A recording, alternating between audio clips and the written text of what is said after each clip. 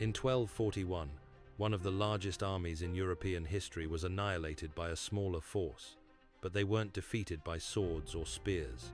They were defeated by smoke, whispers, and a terrifying new form of warfare they couldn't comprehend. This is the story of how the most advanced military machine of the medieval world was brought to its knees, not just by force, but by genius. The man standing in the path of this storm was Duke Henry II of Silesia. Known as Henry the Pious for his deep devotion to the church, he was no fool. For weeks, his court had been a place of growing dread as desperate messages arrived from the east, each more terrifying than the last. The dispatches told him what he was truly facing. They were not an undisciplined, barbaric horde. The messages spoke of the inheritors of Genghis Khan's revolutionary military system, a force that had conquered from the shores of the Pacific Ocean to the borders of Europe in just 2 generations. They described a storm of disciplined, professional soldiers who lived and died in the saddle. Every Mongol warrior, the reports claimed, could ride before he could properly walk. He could fire a composite bow with deadly accuracy at a full gallop, unleashing arrows that could punch through chain mail. He could survive for weeks on mare's milk and dried meat, covering distances that European armies considered physically impossible. They moved not as a single mass, but as a fluid network of units, communicating over vast distances with signals of smoke and fire, acting with a coordination that seemed supernatural to their enemies. By 1241, the Mongol Empire was the largest contiguous land empire in history. Its shadow stretched from China to the gates of Europe. The great, ancient cities of Central Asia had fallen. The most powerful kingdoms of the Islamic world had been crushed. Now, under the command of Batu Khan, grandson of Genghis Khan himself, this vast army had turned its eyes to the west. The invasion of Europe was not an act of random violence. It was a carefully orchestrated campaign of continental conquest. One army was tearing through the kingdom of Hungary, while another, a smaller detachment led by the Khan's own brilliant grandsons, moved north through Poland. Their objective was simple and brutal: to systematically destroy any force that could threaten the main army's flank. They had already burned Lublin to the ground, sacked Sandomierz, and left Krakow a smoking ruin. The commanders leading this force were not the barbarians of Henry's imagination. They were military geniuses who had studied European tactics for years, utilizing an intelligence network of spies that reached deep into the heart of Christendom. They knew the Europeans' greatest strength was the mounted knight, the tank of medieval warfare. But they also knew its weaknesses. The knights were slow, their horses tired quickly, and they fought for personal glory, often breaking formation. Most critically, European armies depended entirely on close-quarters combat, while the core of Mongol doctrine was to kill the enemy before he could ever reach you. As this perfect killing machine moved west, Henry knew he was all that stood between it and the heart of an unprepared Europe. He was no coward. He was a veteran commander, a battle-hardened nobleman who understood with chilling certainty that if the Mongols were not stopped here, on the plains of Poland, all of Europe lay open before them. He sent urgent messages across Poland, Moravia, and the German states, a desperate call to arms. The response was unprecedented. The Knights Templar, those legendary warrior monks forged in the fires of the Crusades, answered the call. The Teutonic Knights, fresh from their own brutal campaigns in the Baltic, marched south with their elite heavy cavalry. Polish nobility from across the fragmented kingdom put aside their bitter feuds. Duke Mieszko of Opole brought his entire force. Moravian infantry marched north. Even gold miners from the rich Silesian mines, men who had never held a sword, volunteered to defend Christendom. Contemporary chronicles, written by terrified monks, claimed 100,000 men stood ready. Modern historians suggest the real number was closer to 25,000, perhaps 40,000 at the most. But even that smaller figure represented one of the largest European armies of the medieval period. This was the concentrated military might of Eastern European Christendom. They had numerical superiority. They had heavier armor, forged from the finest steel in the world. They had the blessing of the Pope. They believed they had God on their side. What they didn't realize was that the Mongols had already studied their tactics for years and had engineered the perfect way to break them. If you are finding this story of a clash of empires as fascinating as we do, make sure you subscribe to our channel for more tales of the pivotal battles that shaped our world. The army that Henry assembled was a magnificent sight, but it was an army built on a philosophy of war that was about to become obsolete. Its power was concentrated in the charge of its knights. These men were the pinnacle of feudal society, encased in expensive chainmail and early plate armor, each suit costing as much as a small village might produce in an entire year. They rode massive war horses, destriers bred for pure strength, not speed. They were a living avalanche of steel and flesh, an unstoppable force against any enemy they had ever faced. But their very strength was their weakness. They were cumbersome, inflexible, and entirely reliant on getting close to the enemy. Against them stood an army built on a completely different philosophy. The Mongol warrior was a light, fast-moving missile platform. His power came not from steel armor, but from the composite bow and his complete mastery of the horse. It was a clash of civilizations about to play out in blood and iron. One army fought for glory and God, the other fought for one thing only: total victory, by any means necessary. Day 1. April 7th, 1241. The European army advanced from the city of Legnica in traditional formation, a sight that would have stirred any medieval heart. In the center rode the heavy cavalry, a forest of lances held high, their polished helmets gleaming in the morning sunday.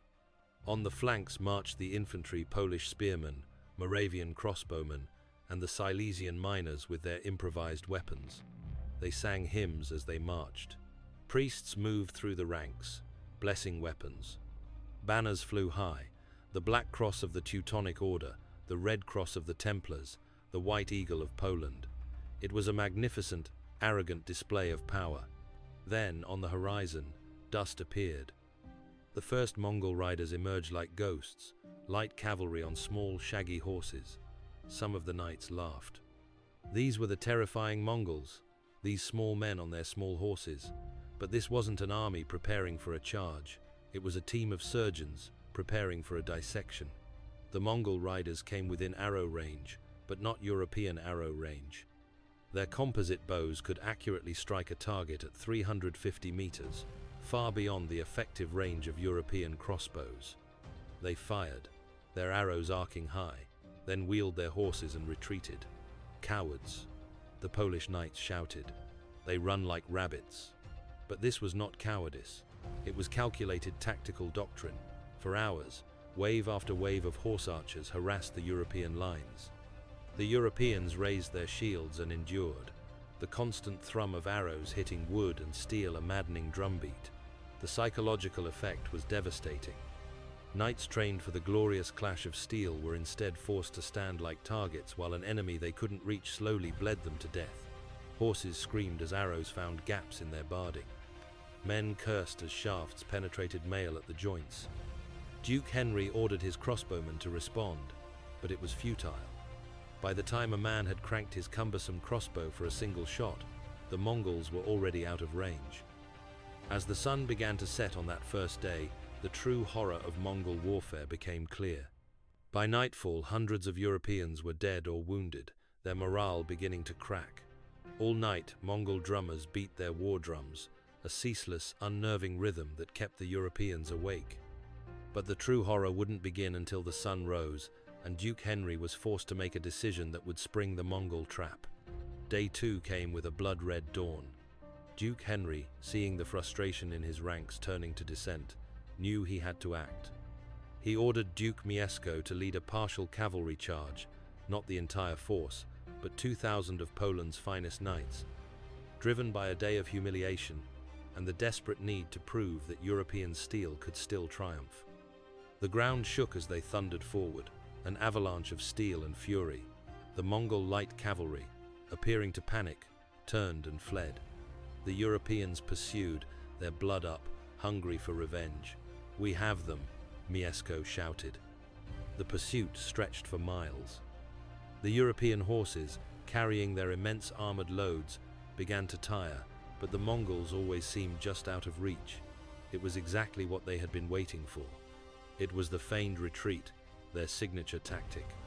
As the Polish knights became strung out, their formation completely broken, the trap sprung with terrifying precision. Mongol heavy cavalry, a surprise the Europeans hadn't expected, emerged from hidden positions. Light cavalry units closed in from all sides. What followed was not a battle, but a systematic execution. The Mongols circled the trapped knights like wolves around sheep, pouring arrows into the mass of men and horses. Of the 2,000 knights who had charged that morning, fewer than 200 made it back. That night, the Mongols sent a message to Henry's camp. It was Duke Mieszko's head, preserved in salt, with a simple, chilling note in broken Latin. Tomorrow, Day 3, April 9th, 1241. The day of annihilation. Henry's war council that morning was a scene of barely controlled panic. Retreat was impossible. The Mongols would run them down on the open plains. The only choice was to stand and fight. Henry chose his ground carefully near the village of Legnicki Pole, a field with a slight rise and a stream on one flank to prevent encirclement. He arranged his forces in a tight, defensive formation, the unbreakable Templars and Teutonic Knights forming the center. As the morning mist cleared, the Mongols appeared. But something was different. They were wheeling strange devices onto the field, large pots or cauldrons. The Europeans watched, puzzled. Then the battle began, and the true horror of Mongol innovation was revealed. The devices were Chinese gunpowder weapons, smoke generators. The Mongols ignited them, creating massive clouds of thick, choking smoke that rolled across the battlefield. Within minutes, the carefully organized European formation dissolved into chaos. Men couldn't see more than a few feet in front of them. Commands were lost in the coughing and confusion. Banners, the medieval command and control system, vanished in the smoke. Then came the psychological masterstroke. Days earlier, the Mongols had forced Polish prisoners to learn one phrase: Uciekaj, Wizistko Strakone, run, all is lost. Now, from within the smoke, Mongol warriors shouted these words. Polish soldiers, hearing what sounded like their own commanders ordering a retreat, began to run. Panic spread like a plague. The infantry on the left wing broke first, and the entire European army began to disintegrate. The Mongols attacked with perfect coordination. Light cavalry struck from the flanks, pouring arrows into the confused masses. Heavy cavalry smashed into the broken units, shattering them completely. The Knights Templar fought with the courage of men earning their martyrdom. Surrounded and blinded, they stood in a circle and fought to the last man. Duke Henry, seeing his army collapsing, made the fatal decision to ride forward with his personal banner, trying to create a rallying point. For a moment, it seemed to work. Then, a Mongol arrow struck him in the armpit. Weakened by blood loss, he fell from his horse. Seeing their duke fall, the last organized resistance collapsed. The battle became a rout, and then a slaughter. Duke Henry, still alive, was captured. His head was cut off and placed on a spear. Days later, his mother, the Duchess Hedwig, was forced to search the field of horrors for his body, a mother looking for her son amongst thousands of mutilated corpses. She could only identify him by a single, tragic detail. He had been born with 6 toes on his left foot. By noon, it was over. To count the dead, the Mongols cut off the right ear of each slain enemy. They filled 9 large leather sacks. In just a few hours, a smaller Mongol force had completely and utterly annihilated one of the largest European armies ever assembled. The field of Legnica was a vision from hell, a graveyard for an entire way of war. News of the disaster spread across Europe like wildfire, a shockwave of pure terror. In Paris, the king immediately began strengthening the city's walls. In Rome, the Pope called for a new crusade, not to the Holy Land, but to defend Europe itself from these devil's horsemen. What do you think was the most decisive factor in the Mongol victory? Let us know your thoughts in the comments below. Europe was on its knees, but it was saved not by an army, but by an unexpected twist of fate. 8 months after Legnica, the great Khan Ogadai died in Mongolia. By Mongol law, all members of the royal family had to return to the capital to elect a new great Khan. Batu Khan, frustrated but obedient to tradition, withdrew his armies from Europe. That stroke of luck gave Europe something it had not earned: Time. Time to absorb the bloody lesson the Mongols had taught them with smoke, whispers, and steel. If you know someone who loves history, be sure to share this story of how the medieval world was changed forever in just 3 days. The horror of Legnica forced a revolution in European military thinking. The age of the mounted knight's absolute supremacy on the battlefield was beginning its long, slow end. Professional armies would gradually replace feudal levies. Tactics and discipline would become more important than individual valor. The Europe that would later face the Ottoman Turks was not the Europe that had faced the Mongols. It had been taught a harsh lesson written in blood: adapt or die. It was evolution through catastrophe. Today, the battlefield is peaceful farmland. A small monument stands where Duke Henry is believed to have fallen. But the echo of those Mongol hoofbeats still resonates through history, a reminder that no empire, no matter how powerful, is immune to sudden, catastrophic change. The Mongols didn't just defeat an army at Legnica. They shattered a worldview, ended an era, and forced an entire civilization to evolve or perish, all in just 3 days. If you want to see more stories about the incredible battles that shaped our world, make sure to like this video and subscribe to our channel. And let us know in the comments what piece of history you think deserves to be told next.